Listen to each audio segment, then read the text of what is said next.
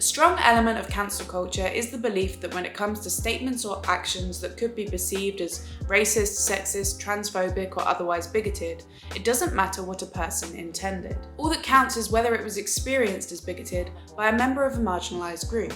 Some say that if you're accused of saying something racist, you should just apologise and learn from it, even if you don't understand why it was seen as racist. Terrill Su, psychologist and author of the book Microaggressions in Everyday Life, recounts a story where a flight attendant asked him, an Asian American, and his African American colleague to move to the back of the plane so that they could balance it out. This reminded Sue of how Black Americans were forced to sit at the back of the bus during Jim Crow. Sue writes that when he told the flight attendant this, she became indignant and said that they had misunderstood her intentions. This is an absolutist position, demanding that another person's interpretation of an individual's behaviour is more valid than their own. The idea behind this is that the identity of the person feeling impacted and their perceived position in relation to societal power is understood to be lower than that of the person whose intentions may actually not have been bigoted. But this position is untenable. People have individual brains. It is unlikely that all other African American or Asian travellers would have perceived this as a microaggression. And why should their experience be less authentic than the CSJ-driven activist from that group?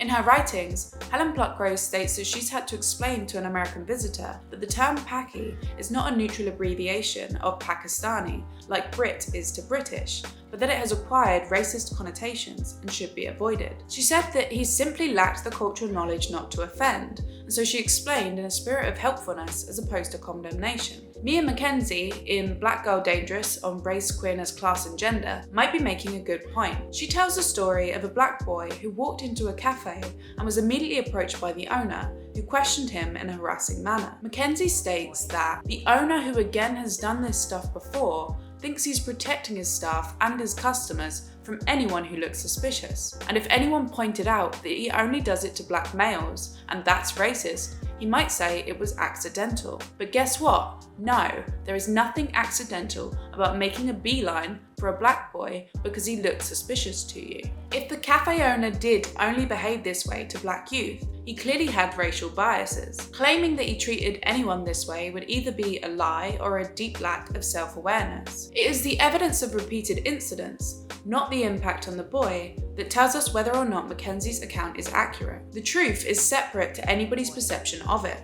Let's look at a different case. In 2018, a Portland bakery fired 2 employees for refusing to serve a black customer after they had turned the sign to closed. The bakery said that although the employees were only following protocol and they do not consider them to be racist, they were fired because sometimes impact outweighs intent, and that they lacked sensitivity or understanding of the racial implications at work.